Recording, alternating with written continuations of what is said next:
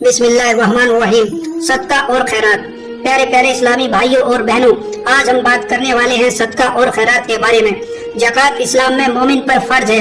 उन 5 फर्जों में से है सदका खैरात। ये नफली इबादत है जो मोमिन पर फर्ज नहीं है।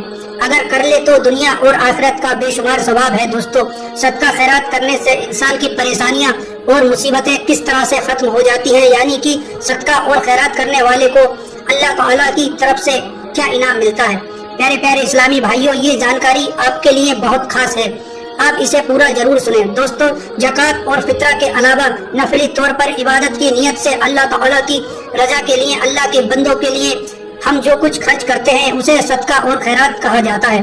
यही नहीं बल्कि इस्लाम में तो तकलीफ पहुंचाने वाली किसी चीज को रास्ते से हटा देने को भी सदका कहा जाता है।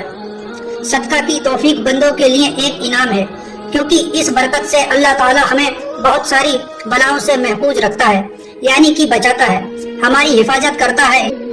यही नहीं बल्कि इससे बंदे के गुनाह भी माफ हो जाया करते हैं।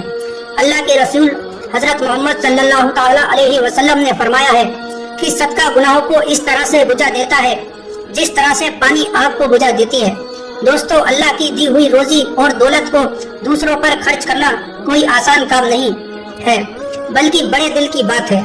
इंसान के खुद के इतने काम और इतनी जिम्मेदारियां हैं कि उसे पूरा करना भी मुश्किल काम है, फिर उसके ऊपर गरीब मजदूरों की मदद करना ये और बड़ी बात है।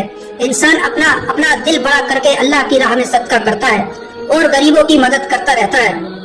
उसके बदले अल्लाह ताला उसकी सारी जरूरतों को भी पूरा करता है, और अल्लाह इसके बदले इतना बेहतर इनाम देता है कि उस सदका देने वाले ने जिसके बारे में सोचा भी ना होगा, और इसके रिज्क में और इजाफा भी करता है। और जब उस शख्स के मौत का वक्त करीब आता है तो उसकी रूह भी आसानी से कब्ज की जाती है, और मौत के बाद जब वो अल्लाह की बारगाह में पेश किया जाएगा तो अल्लाह ताला उससे राजी होगा। दोस्तों, हजरत अबू हुरैरा रजी अल्लाह ताला अन्हु का बयान है कि एक गुनाहगार औरत थी।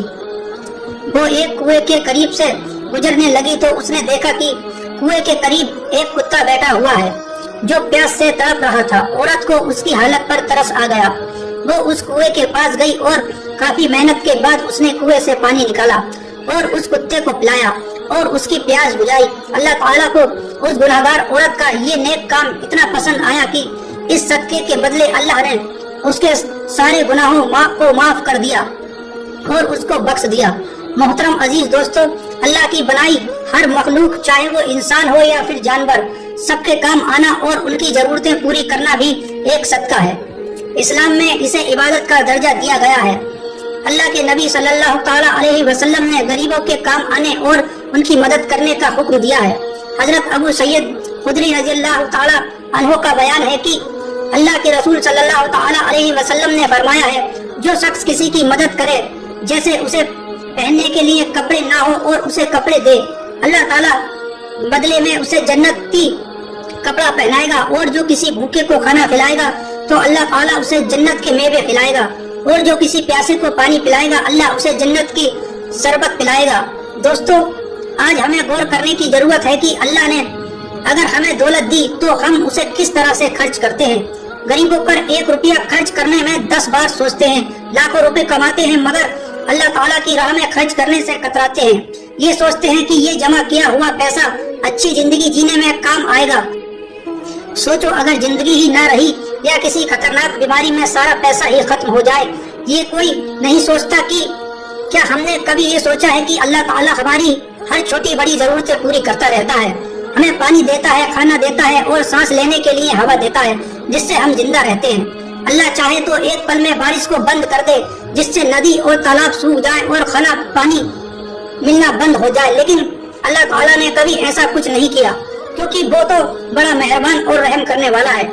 इसी तरह से इंसान को भी ये सोचना चाहिए, अगर अल्लाह हमें इतना दे रहा है तो हम उसके बंदों को कुछ देने में क्यों पीछे रहें। अगर हम अपने रब की रजा के लिए किसी की मदद करेंगे तो हमारा रब भी बहुत खुश होगा और हमें दुनिया और आखिरत की नेमतें भी अता करता रहेगा। बता दें कि अपने दौलत को अगर आप गरीबों पर खर्च करते हो तो उससे आपकी दौलत कभी नहीं होगी, क्योंकि अल्लाह ताला ने फरमाया है कि जो बंदा मेरी राह में खर्च करेगा उसे मैं उसके एक کے بدلے 10 دوں گا۔ تو دوستو انسان کی سوچ غلط ہے کہ ہم جو کماتے ہیں یہ سب میرا ہی ہے، صرف بلکہ یہ سوچو کہ ہمیں اللہ رزق دے رہا ہے، اگر اس نے رزق دینا بند کر دیا تو ہم کیا کریں گے؟ ہمیں چاہیے کہ ہم سب کا حق ادا کرنے کی کوشش کریں۔ اللہ کے پیارے نبی صلی اللہ تعالی علیہ وسلم نے فرمایا ہے کہ کسان کھیتی کرتا ہے، اس کی فصل میں سے بہت سے دانے پرندے کھا جاتے ہیں، اس سے کسان کو مایوس نہیں ہونا چاہیے، کیونکہ جو کچھ جانور کھا جاتا ہے اس کے بدلے انسان کو صدقے کا ثواب ملتا ہے، تو یہ بہت بڑی نیکی ہے، اس لیے ہمیں صدقہ اور خیرات کرتے رہنا چاہیے۔